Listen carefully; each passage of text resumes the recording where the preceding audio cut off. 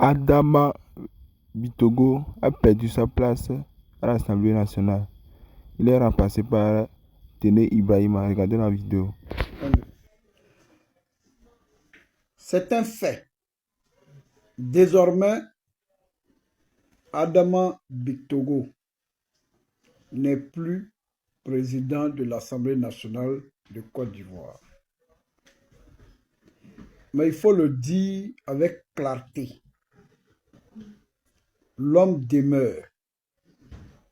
Et l'histoire, elle, ne s'efface pas. Car Adama Bitogo, c'est plus qu'un nom. C'est un parcours. C'est une école. C'est un destin exceptionnel. Oui, je le dis franchement, je suis passionné par son histoire, passionné par son courage, par son abnégation, par sa ténacité et surtout par cette capacité rare à transformer l'épreuve en force. Quand j'ai entendu le récit de sa vie, j'ai été bouleversé. Imaginez un homme qui traverse une période si dure, qui doit vendre tous ses meubles avec l'étonnement et la douleur de son épouse, ne gardant qu'une chose, une petite table. Oui, cette petite table, ce n'est pas un détail, c'est un symbole. Le système d'un homme qui a tout perdu, mais qui n'a jamais perdu sa dignité. Ni son objectif, ni sa foi dans le travail, ni sa foi dans l'avenir. De cette époque difficile, du port d'Abidjan jusqu'au sommet de l'État, ministre, homme d'affaires prospère et président de l'Assemblée nationale. Adama Bitogo a écrit un récit que la jeunesse doit étudier comme elle étudie les grandes biographies, parce que ces récits prouvent une chose. On peut partir de rien et finir utile à toute une nation. Pour moi, Adama Bitogo est un monument.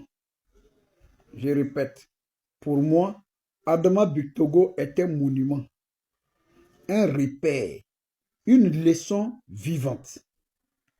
Je veux le lui rendre un vibrant hommage. Je suis admiratif de l'homme, de sa patience, de son endurance, de sa discipline et de sa qualité managériale.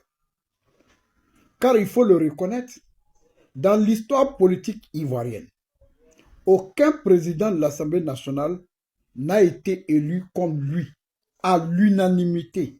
Oui, à l'unanimité. Avec l'adhésion du parti au pouvoir, mais aussi, fait rarissime, avec l'adhésion de l'opposition. Ce seul fait mérite le respect. Et durant toute cette période, il a su instaurer au sein de l'institution la cohésion, comme le président Guillaume Kibafori Soro l'a fait par le passé, le rassemblement, le dialogue et la paix. Il a su rehausser l'image de l'Assemblée nationale. Il a su redonner à cette institution sa valeur républicaine. Aujourd'hui, je pense sincèrement que la Côte d'Ivoire a besoin de lui. Et surtout, la jeunesse ivoirienne a besoin de lui. La jeunesse a besoin de ces figures-là, des hommes qui ne vendent pas des slogans, mais qui ont connu la faim, l'effort, les humiliations du départ, avant de connaître la dignité de la réussite. Ce serait un honneur pour moi de participer à ces conférences, de l'écouter encore, de partager avec lui cette expérience rare. Parce que son parcours m'inspire. Et je sais qu'il inspirera plusieurs générations. Adama Bitogo, un homme, un parcours, un destin exceptionnel.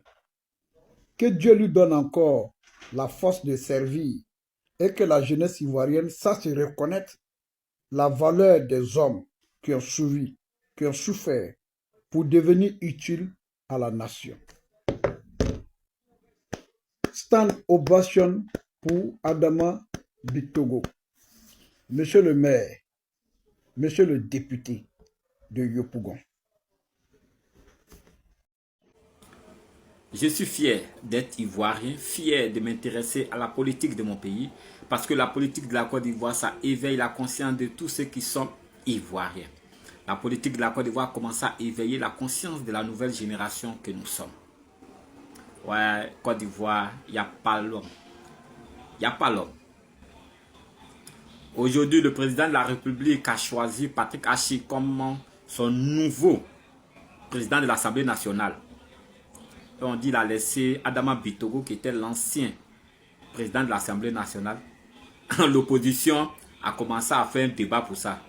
Vous, votre problème, c'est vrai, nous sommes, moi, je suis un communicant de l'opposition.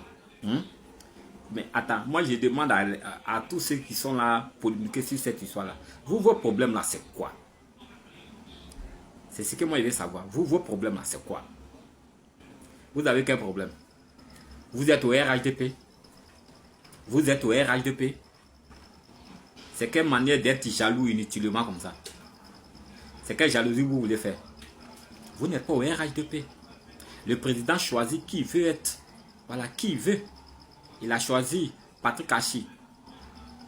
Non, c'est parce que Adama Bitogo dit que le RHDP tu libère le tabouret. Mais Adama Bitogo est toujours au RHDP. Adama Bitogo est toujours au RHDP. De toutes les façons, personne ne connaît le rôle que le président va lui confier cette année. Vous, vos jalousies, c'est quoi? Le PPACI de Laurent Gbagbo, on vous a dit d'aller aux élections. Vous avez refusé. Vous avez refusé. Maintenant, vous avez refusé, c'est vous qui critiquez le gouvernement. D'abord, même vous ne reconnaissez même pas ce gouvernement qui est en place. Vous voyez, vous avez rendu les Ivoiriens malades.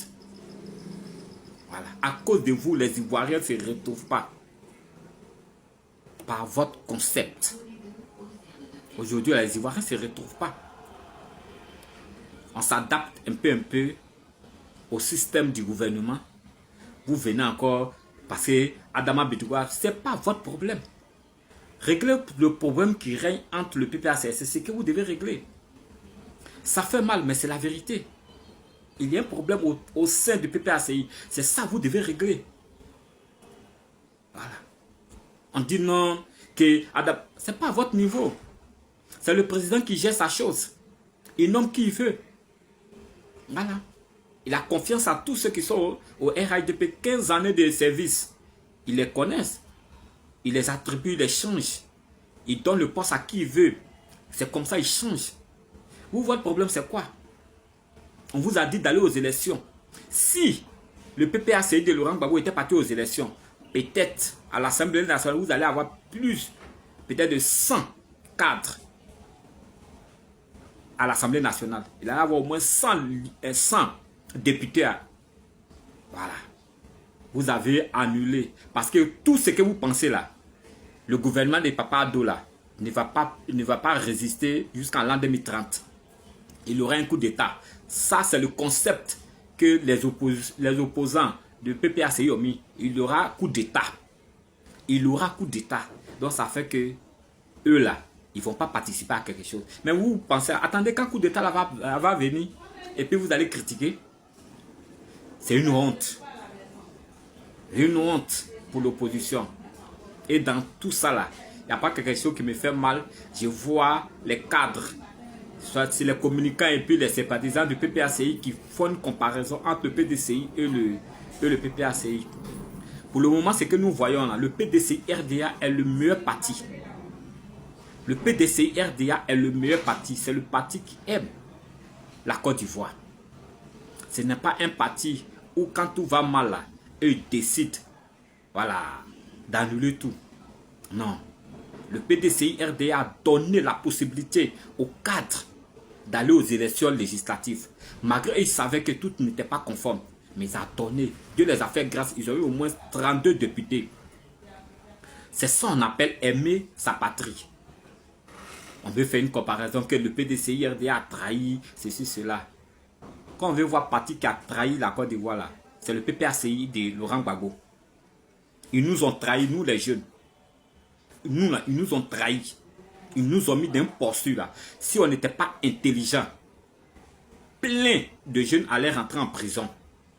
Par ignorance. C'est pour ça que la politique, il faut être sage. Parce que les mots que nous utilisons là, si on voulait aller plus loin, aujourd'hui là, on allait être en prison. Voilà. C'est le PPACI de Laurent Gbagbo là qui est radical. Eux, ils pensent à eux-mêmes. Aujourd'hui là, vous attendez coup d'état, non? Ils attendent coup d'état. On va voir s'il y a coup d'état pour être au pouvoir.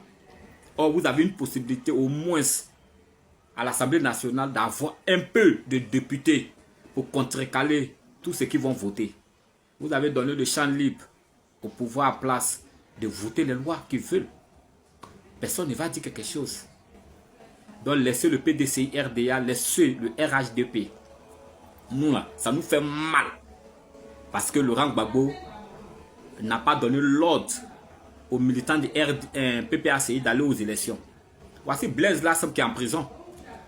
Vous allez faire comment pour les libérer? Voici Ziggy, le petit Ziggy qui aimait Laurent Gbagbo.